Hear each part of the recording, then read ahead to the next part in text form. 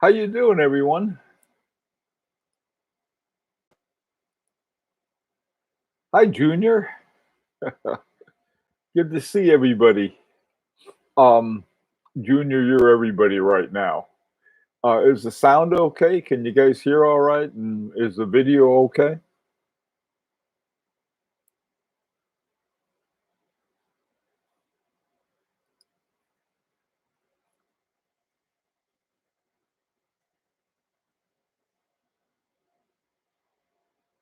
Hello? Tip, tip. Hi, Jonathan.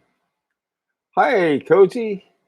Oh, good. Everything's fine. Jensen, Tam, how are you? And hey, Clyde, Watch Habit. Good to see you guys. Tell you, every time I talk here, I got a new patch on me. Bang myself up. Okay, good. I'm glad the sound's all right. Um, got a bunch of stuff to talk about this morning. Hi, John. Let's see. And does anybody else have any quote breaking news? I got some. If you don't, okay. Well, let's get going. And hi, Tim. In Atlanta this weekend. Tim, you get around. I thought you lived up in Massachusetts. I have something breaking. Oh, okay. I thought I heard something. I thought it was a thunderclap, but I guess it just was a rancher. Okay. Boy. All right. The one of the big things that's happened, I guess, are these record floods they're having in Europe. And I was talking with Nicholas Vitarek yesterday, and they're concerned about the level of Lake Geneva going up, which would be great, and they don't seem to be, at least from what he indicated. I don't think Agenor is any danger. By the way, I was looking at a Google map the other day, and oh boy, FP Journe's case making company. It's called, I forgot the name of it, but FP Journe and Vacheron Constantin have two wings of this building. One is where FP Journe's cases are made, and the other one is where Vacheron Constantin makes something. I'm not sure what it is. So that I thought was sort of interesting. I mean, they're like just one, I think, is on the next street from the other, and I was thinking, if maybe FP Journe's uh, company could use some business making cases if we ask them really nicely. I still think I want to go with Metal M though. That one I think is a real classy one. Yeah, yeah, yeah. Yeah, Lake Geneva though, they're concerned about that, Tim. Hi, Big Sal, and they make their blue disc there. Overseas, cool. Dials, okay. Hey, Chen Wang, how you doing? Okay, let's see. What are some other things? I'm gonna wait a little longer. This is my breaking news that I got right before we got started. I got a PM, and it was in French, but apparently, and it was if somebody has an announcement in French, then they had to put one of their own dumb comments on it, so, which we really didn't need, but.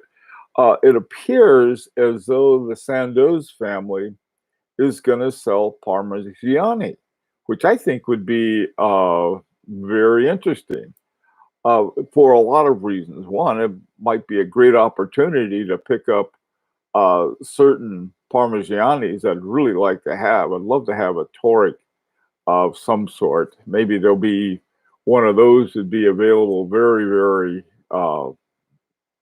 economically.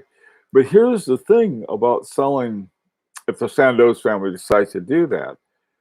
Here you have this vertically organized watchmaking thing, and Parmigiani, and then Vaucher, and Vaucher is owned 25% by Hermes, and then you have Alto Kappa that makes what does Alto Kappa make? They make the hairsprings, I think, and the escapements, and then they have another one that makes this, that, and the other thing. And the Sandoz family foundation is, they make quite a bit of money, and I'm not sure if this is a rumor or what it is, but it was it seemed like a fairly reliable source. It was in French, and it's funny. I can read French a lot better than I can speak it, which is almost nothing correctly. But anyway, has anybody heard anything about this? It came out. The article was about 3 days ago. It was on the 14th, and I don't know. Anybody know anything about that? It was sort of interesting. Hi, Rick. How you doing, Tony? An Ovale. Yeah, me too. Clyde, love to have an Ovale. Hi, Indrajit. I hadn't heard the news about Parmigiani. Yeah, I hadn't either. It was literally 5 minutes ago that I got a PM saying, "Hey, you got to see this." And there was there was an article in French, and let me see if I can see the name of the journal that it was in. It was a press release. This is in French. La Fondation des Familles Sandoz, and then it has something Parmigiani. So, and then there was a bunch of banners that some fool put on it. But it would be interesting to see, I mean, what's going to happen because of all of the other ones involved. Plus the fact that I love my Parmigiani. So go figure. Hadn't heard the news about Parmigiani. Yeah, no, I know. Or just like I said, I think it'd be picked up by one of the big holding companies. I don't know. I mean, like, see, Kering is the Kering Group is selling possibly Girard-Perregaux and Ulysse Nardin. Now, if that happens, that would also be an interesting thing. I think there's so much money in not in watchmaking, but in luxury goods, and I don't know what the Sandoz family has in mind. There were something like 550 people work at Parmigiani and La Chaux de Fonds, and I don't know. I have no idea, but I mean, it's hard to say. Swatch, Richemont, LVMH. I don't think LVMH would. Not if they're trying to unload, rumored to unload Girard-Perregaux and Ulysse Nardin. I just don't know. Hey, Watch Abbott, I don't think so. I'm enough brand equity, and I don't believe Parma has much IP, whatever IP is. Not enough IP. Okay. I don't know. I have no idea. See, I think what they're going to try to figure out is where would Parmigiani fit in some larger strategy. Just not sure. Hi, Thomas. Of the three, I would guess Richemont would be the most possible, but I don't think so, really. I don't think so either. I have no idea. You're going to talk about your topic or what? Or, well, okay, we're talking about our what now, so I guess we better talk about our topic. Okie doke. Yesterday, I was talking with Nicholas Wiederrecht about Aganor's work on our movement. And I was hoping to get a sketch, and I don't think I have, and I haven't had time to make one yet, and because I don't want it to be inaccurate.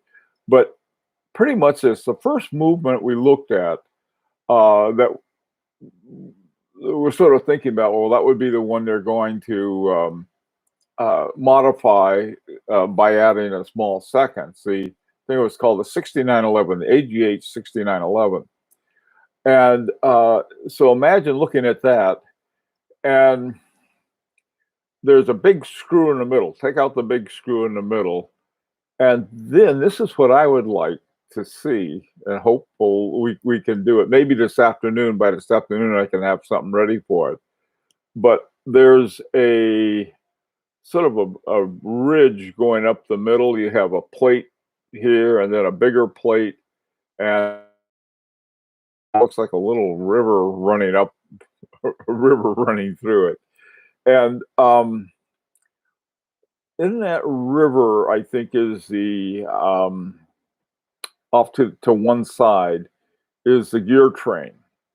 Now, what I thought would be very cool if we could have this, I suggested, well, maybe we could do is simply have a bridge where the wheel train goes. Now, what they're using inside of that is the 6667, but they're going to modify that, and so we're going to have our own. We're going to have our own movement, which I think is just going to be really cool.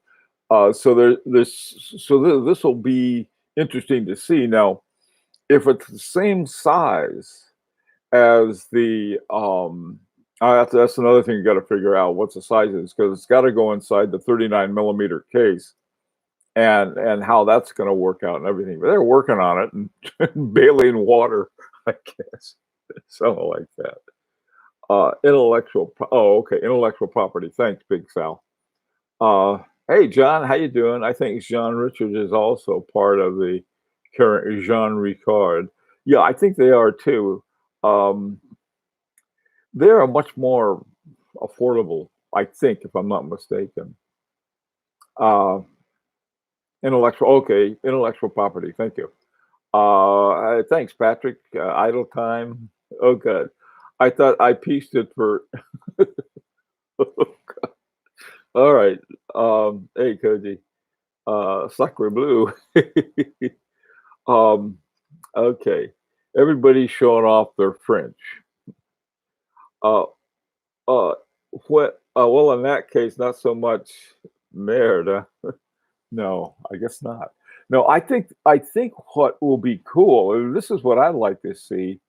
Hang on, let me get out my this is my drawing kit, and something like this. I'm gonna have to fix up something later, and you've got a like this. And, yes. Okay. Uh, you have something like this. This is your winding gear and your barrel here, and then you got like this ridge going up there. Um, what is here is that if you look, yeah, you gotta download a copy of the AGH 6911. I think on our Facebook page there's a copy of it, so you might want to look at that. Um, of this, what is it? The 6911, and you can't really tell a thing about the movement because that entropy has I mean, it doesn't have a dial. It's simply the design of the watch is the design of the movement thing, but you can't see the gears. But anyway, but one of the things in that you have, I think this is, I may get this wrong.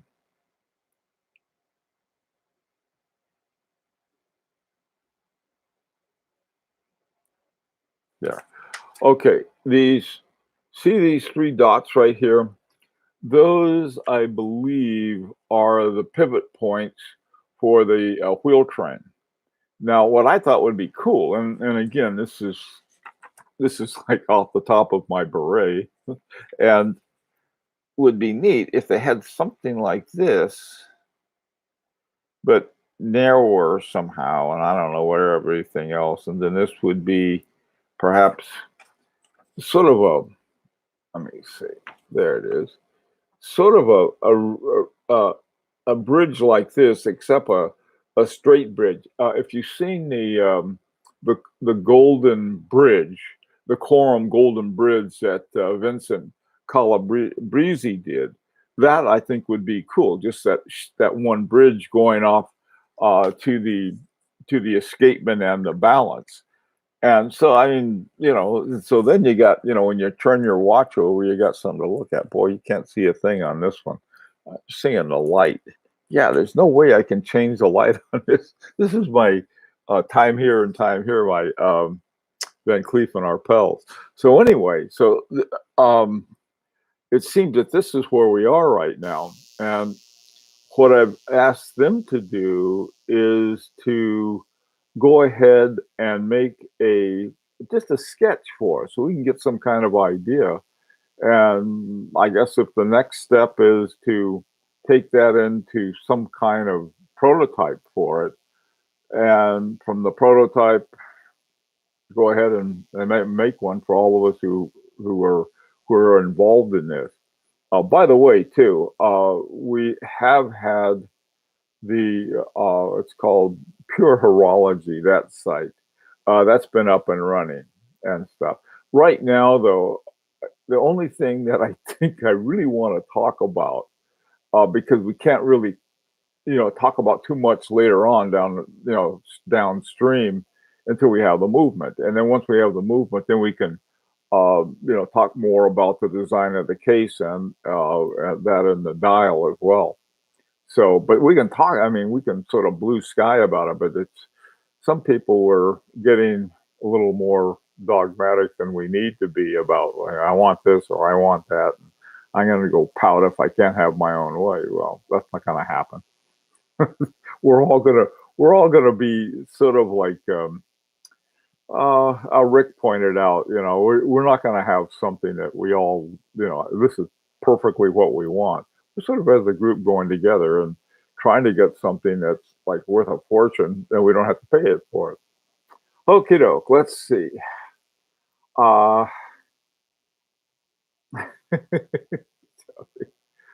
Oh, Rancher. The earth had cooled by the time I was born. Just recently, though. Okay, let's see, John. Is there a power reserve indicator? No. There's no power reserve indicator. This is a hand-wound watch. Every little thing, I think that we, it's sort of like we can add to it. Now, we can ask about it, how hard that would be. And I think I did at one time, and it wasn't how difficult, it was how much it would cost us, which was more than I think most of us wanted to pay. I think if we start with something really basic, I think we're in good shape. The other thing too, I think that the opportunity for this is maybe rarer than we think because they've got clients with lots and lots of money and huge orders, and what we're doing is much more modest than that. Hi, Watch and Pray. How you doing? This is getting graphic. Hey, Kristen. Let's see. Let's see.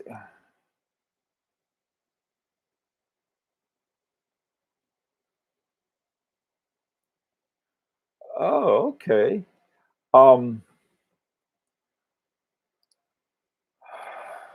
Let's see. This includes a Rolex 1630. Okay. Go that. By the way, speaking of Rolexes, I was at this guy's place yesterday who has medical equipment stuff, and I was talking to him about this one device he has, and I noticed he had a Rolex on. I said, "Is that a Rolex Submariner date?" And he said, "Yeah, 1972. He got it in 1972." when he lived in. His dad worked at Timex back then, and I think they were in Germany, right near the border of Switzerland, or they were in a Swiss town right on the border of Germany, one of the two. But that was sort of cool. There he was with his Rolex. Looked the same as the new ones to me, but I'm not a Rolex expert. Okay, hi Eddie, how you doing? Inter Interlutoire. Interlutoire. I don't know. I'm doing pretty good, Richard. How about yourself? All right, so let's hear some ideas from you guys. How are we doing on time? Okay, we got some time left. Any news from you guys? Anything new and interesting coming up? Intellectual property. Yeah. Uh, uh, Horn of Gondor. All right. I'm not sure what that is. Let's see what else is going on. Oh yeah. One thing I want to talk about is was sort of interesting. On the FB page, the High Horology Lounge, um, I like to try to find things that seem to be really good deals coming out of nowhere. And my favorite nowhere to look has been Time of they call it Touch of Modern. Touch of Modern. And so I've been going there lately, and boy, they got nothing. They have these, some kind of rickety rackety brands. Every now and then they have a good one, but not too often. They used to have, some really good deals. Not only good deals, but good watches, and a lot of them now, man, they have hardly anything, and most of them are these off brands from God knows where. And so I thought that was sort of interesting. That's sort of like the canary in the coal mine when they can't find anything. Now, if they all of a sudden they come up with a bunch of watches now. Okay, by the way, too, just got another message. They're trying to confirm the source on the sale of Parmigiani. It could be, who knows what it is. I mean, anything that happened 4 days ago, I'd think that more people would hear about it or know about it. Or it could just be some jerk who's, put something like that out. Hi, Mr. Valju. How are you? Better late than never. Okay, yeah, we're glad to see you. Hi, Daniel. What's up?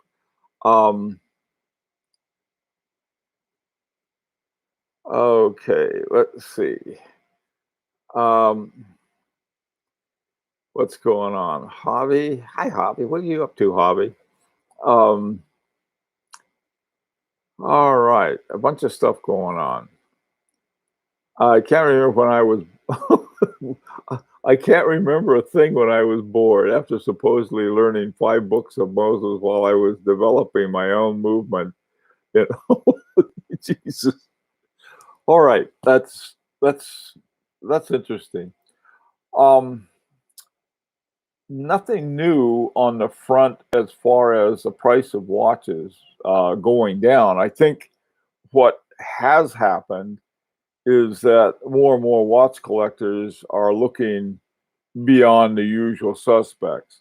And that is a good thing because once this whole thing is over, I think there might be a wider appreciation of watches that are outside of, the the Holy Trinity or Alonga and some of these other brands that most of us know and are the most popular.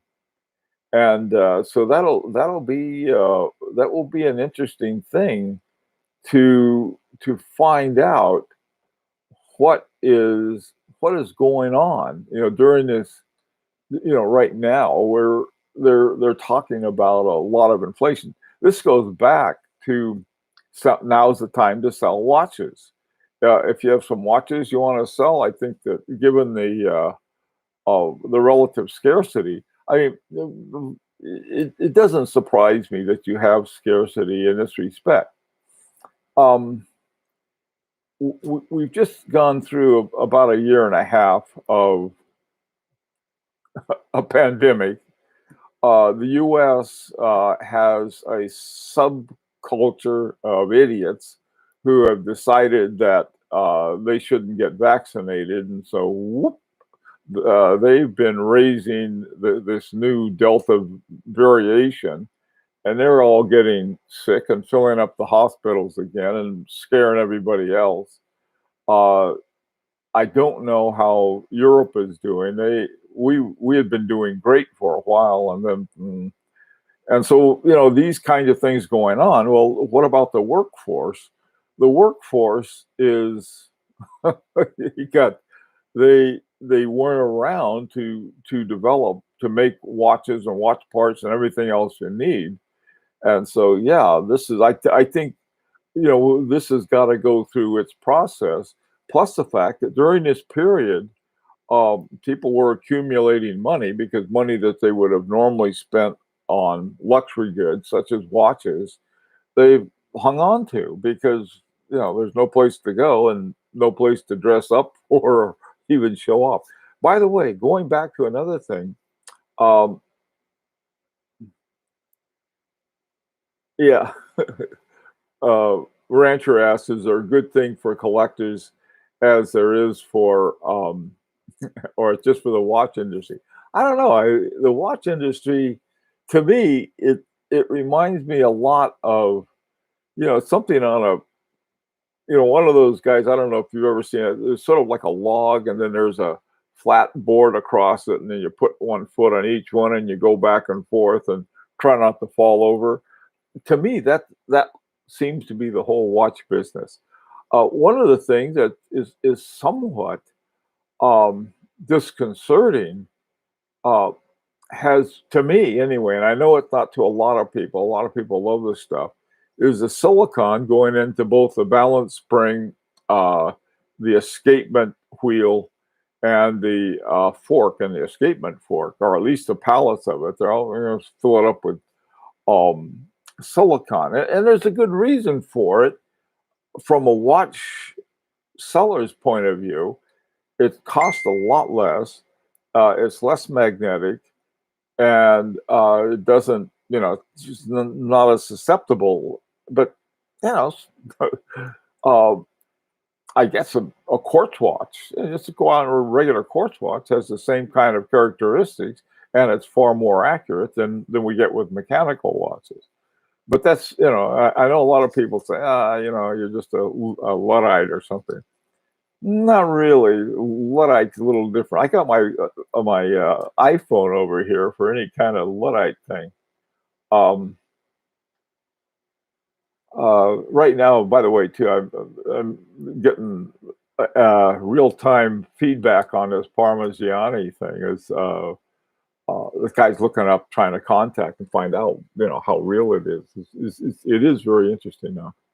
Mr. Valju, I wanted to love Vacheron. I had an amazing, snooty experience from the brand. Every model I asked about could not be bought and was reserved for existing customers only, I guess. What happened, Mr. Valju? I called them too. I called them. I called the boutique in New York and asked them about the availability of overseas. They just said, the guy was very nice and said, we don't have any, but there's a waiting list. And I don't think they were, if they were, it's a funny thing. I don't have a problem with companies giving, pushing up their regular customers to the front of the line. I really don't. And the reason for that is they got to stay in business. And, that makes perfect sense to me. And here you got a regular customer. This happened to me. I think I told you a story about this. I was getting this, what was it? An FP Journe from a Beverly Hills store. And we had set up on, we had settled on our price and everything. And then the guy tells me, he says, "Oh, I got one of my regular customers has told me that he wants it." And so I've got to respect that. And I said, fine. And the funny thing is that when I heard, after that, I figured, well, I'll go out and see what else I can find. This is a few years ago. And that was when I came up with this wonderful resonance, chronomate resonance watch. and I couldn't have liked it any more than I do. And so about a month later, the guy calls back and he says, "Hey, are you still interested in that watch?" Because what happened was that the guy changed his mind and wanted something else or something. Um, and he was very nice about the whole thing. I said, "Oh, gee whiz, no." It was a Octa, and I told him, "No, I got something else, but thank you very much for getting back in touch with me." And so when you see that, and I think right now, uh, any watch seller worth his salt realize that the worm is going to turn at some point. You're going to want every customer you can, and there's no reason ever to be snooty, ever, ever to be snooty about something, because when things are different, you're going to want every customer you can find, not just the regular ones. May have, God knows how regular they are. I was in the Vegas boutique. I don't mind either. I was very surprised. Try New York store next. Now, Mr. Valjew, the New York store, like I said, they're very nice to me and everything, but they just don't have the stock. I hear you got all of these people who are at home. You well, maybe you could. I guess the old method. I forget what they called it, but when every little house in Switzerland where they were making something or making gears or forks or one thing or the other for watches, and that would be, I guess, remotely, but they haven't done that in years for the most part, and so they just don't have the product. Um, so the moral of that story, if you have some watches now you want to sell, is a good time to sell them. And then you can, when the wheel turns to the other end, then you'll have some money to get something perhaps better than you would have been able to otherwise. Um, yeah, uh, Daniel, like I said, there's no reason that New York store, I mean the Las Vegas store, should have been really nice too. I If you go into any watch store and you have your most expensive watch on, I can tell you right now from experience, you get treated a lot better. There's this great big, I think it's Tenno, or yeah, I think it was Tenno. This giant watch store in New York. It's been around for a long time, and they were running around and stuff, doing this and that, and giving people the bums rush, one thing or the other. And I had on my FP Journe Chronomet Souverain, and all I wanted to find out was looking for a 2 watch case, just sort of a small one I could take with me. And so I asked about that, and the guy uh, was, well, I don't know, maybe I will, maybe I won't go run down the basement. And then I said, I wanted to put, have one for this one, and then I have another one, and I'll put them in there. Man, boom, he was gone. He went to the basement. Couldn't find one. But it is an interesting way.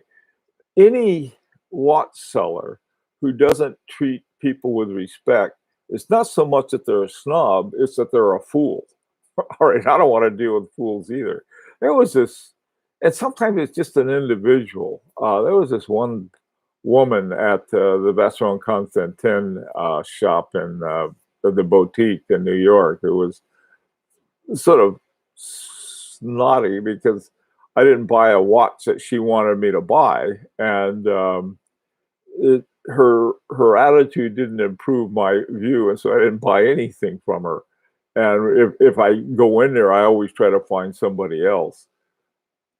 But on the other hand, I tell you something really interesting. FP Journe is the best staff, the smartest staff. They have a guard at the door and they look you up and down before they unlock it and let you in. But they teach you very well. How am I doing? Oh man, man, man, man, frying pan time. Okay, guys. Listen, I'm going to try to find out more about the thing on Parmigiani, and this afternoon, um, the ranchers, New Yorkers are never rude. Yeah, that's right. Um, okay, so let's see, Rick, what do you have? It's a very good market to sell. Yeah, I've been refining my collection for the past few months. It's a good. I agree. That's what I'm trying to do. Hey, pseudoscientist, I have zero interest in going to New York. It's like China to me in level of interest. That's too bad. I love New York. It's a really interesting place. You're gonna, and meeting the other guys who are collectors there, especially for the meeting, really is something I think you'd like. Okay, let's see. Love New York watch stores. Yes, the large Wimpy store. Now that was where I had some trouble with at the Wimpy store. Sorry, that depends when you go in. The two-story Tornado store. That was where you want to wear a good watch. The Rancher Various traded a few C24 and have a few on consignment with AB from Ticking Away. Cool. Okay, guys. I will try to get I'll try to get more information this afternoon on what's going on with Parmigiani, and also I will see if I can have a better sketch of what the movement is sort of shaping up as. Thank you guys all for coming, and if you're going to be around this afternoon, be 4 o'clock New York time, I'll see you then. Hey, Crappy.